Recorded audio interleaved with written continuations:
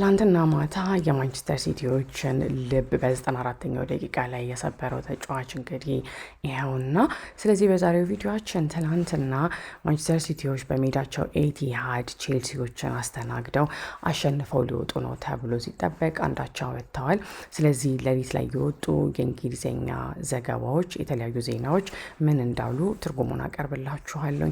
በቅድሚያ የምንመለከተው ሮይተርስ ትኩረት ያደረገበትን ነው። ስለዚህ ድራማቲክ ሌት ኢኳላይዘር ወይም ደግሞ ያልተጠበቀ የምንድነው ጨዋታው ሊጠናቀቅ ሲል የገባ ያቻነት ጎል የሚል ትርጉም ሊኖር ይችላል። ስለዚህ ኤንዞ ፈርናንዴዝ በስቶፔጅ ታይም ወይም ደግሞ 94ኛው ደቂቃ ላይ ቼልሲዎች አንዳቻ በኤቲሃድ እንዲወጡ ያስቻላቸውን ያቻነት ጎል ማስቆጠር ችሏል። ይሄም ምን ማለት ነው? ቲጃኒ ሬንደርስ ስሙ እንደዛ ነው መሰለኝ የሚባለው። I hope I did not pronounce his name። ስለዚህ እሱ በመጀመሪያው አጋማሽ ላይ ያገባውን የማሸነፊያ ጎልን የሻረበት በሚል ድምጽ ነው ይህንን ሮይተርስ የጻፈው ማለት ነው። ያው የሻረበት ሲል ጎል አልተሻረም፣ ግን የማሸነፊያ ጎል አልሆነ። ምክንያቱም ኤንዞ ፈርናንዴዝ ያቻነቱን ጎል አስቆጥሮ 1 ነጥብ ተጋርተው ስለወጡ እነዚህ ቡድኖች። ስለዚህ ይህ ለዋንጫው ፉክክሩ ምን ማለት ነው? ይህ ለዋንጫው ፉክክሩ ያው ቼልሲ ሲቲዎች ትላንትና አስፈላጊ የሆኑ 2 ነጥቦችን ነው በፕሪሚየር ሊጉ የዋንጫ ፉክክር የጣሉት። ስለዚህ በአሁን ሰዓት ላይ ከአርሰናል በ6 ነጥብ ርቀው ይገኛሉ በማለት እዚህ ጋር የዘገበው። ይህንን ኮንፈርም ማድረግ አለብኝ። ያ አሁን ከፕሪሚየር ሊጉ መሪዎች ከአርሰናሎች በ6 ነጥብ ርቀው ነው የሚገኙት።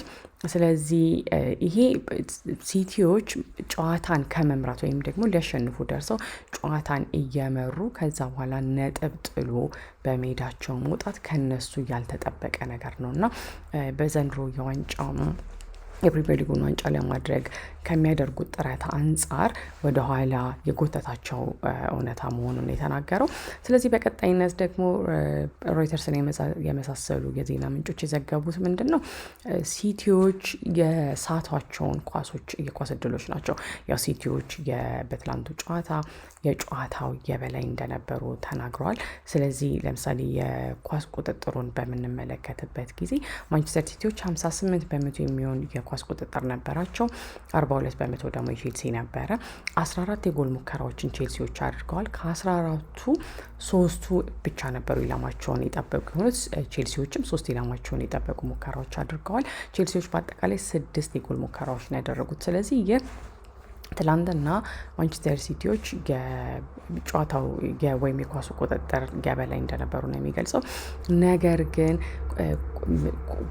ኳሶቹን መጨረስ ተስኗቸው ነበረ። ለምሳሌ ኤርሊንግ ሃላንድ አንግል ሲመታ ነበረ። በአጠቃላይ ተጫዋቾቻቸው የማንቸስተር ሲቲ ተጫዋቾች ጎል ማግባት ተስኗቸው እንደነበረ ነው ሮይተርስ ለማተኮር የፈለገው። እናም የስፖርት ተንታኞችና ደጋፊዎች የማንቸስተር ሲቲን የአጨራረስ ብቃት አስደሳች አለመሆን ላይ ሲያተኩሩ ነበረ። ምክንያቱም 1-0 ከመሩ በኋላ በሬንጀርስ ጎል እነሱ በመጀመሪያው አጋማሽ ነበር መምራት የጀመሩት። ስለዚህ ጨዋታውን መጨረስ ይችሉ ነበረ ካገኙት እድል አንጻር በማለት ነው እንግዲህ ዘገባዎች እየገለጹልን ያሉት። በድጋሚ ወደ ሮይተርስ በምንመለስበት ጊዜ በተለይ ይሄ የሮይተርስ ዘገባ ቼልሲዎችን ነበር ሲያደንቅ የነበረው። በተለይ በአሁኑ ሰዓት ላይ ቋሚ አሰልጣኝ ለጊዜው ስለሌላቸው ይህ የቼልሲን ጥንካሬ ያሳየና በተለይ ደግሞ የተከላካይ መስመሩ ብቃት ያሳየ ነው። እናም በዛ ምክንያት 1 ነጥብ ከማንቸስተር ሲቲ ቀምተው መሄድ ችለዋል። እና በአሁን ሰዓት ላይ ደግሞ ጊዜያዊ አሰልጣኛቸው ካለም ማክፋርሌን ስሙን በትክክል ያልኩት አይመስለኝም። ስለዚህ እሱ ነጥብ ተጋርቶ ከማንቸስተር ሲቲ በመውጣቱ ያው አድናቆትን ሲያገኝ ነበረ። ወደ ዘ ጋርዲያን በምንሄድበት ጊዜ ያው ፔፕ ጋርዲዮላ በተለይ ቁልፍ ተከላካይ ተጫዋቾቹ ቫርዲዮል እና ሩበን ዲያስ እነሱ በዚህ ጨዋታ ስላጋጠማቸው ጉዳት ሲያወራ ነበረ እና አሁን ላይ ላለው ለስኳድ ወይም ደግሞ ለተጫዋች ስብስቡ ጭራሽ ራስ ምታት እንደሆነበት ነው የገለጸው።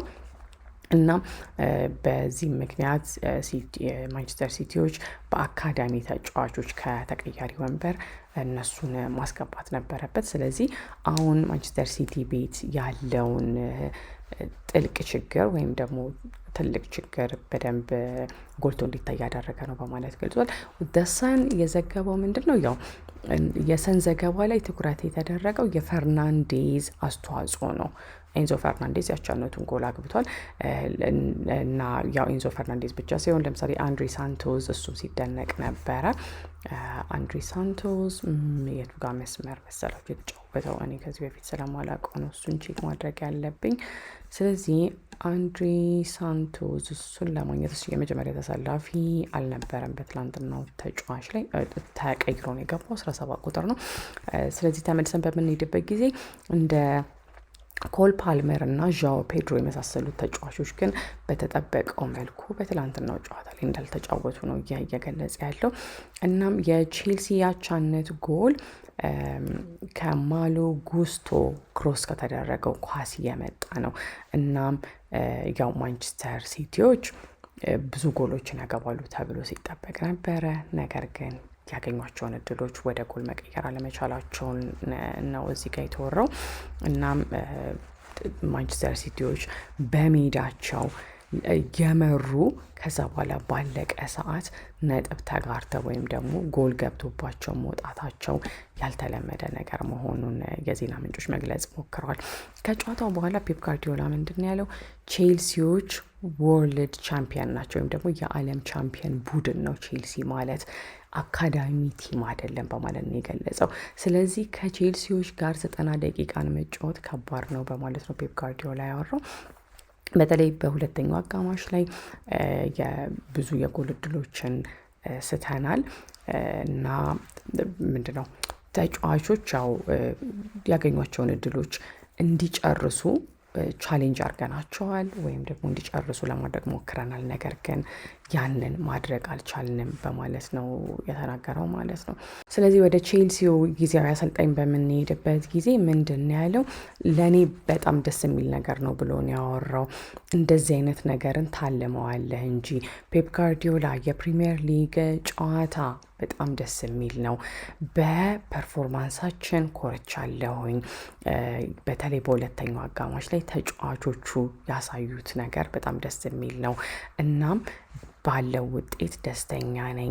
ጭራሽ ደግሞ የሚገባንን የአቻነት ጎል ማግኘታችን ኢትስ ኢቨን ቤተር ጭራሽ የተሻለ ነገር ነው በማለት ነው እንግዲህ የቼልሲው ጊዜያዊ አሰልጣኝ የተናገረው። እናም በስተመጨረሻ ምንድን ያለው?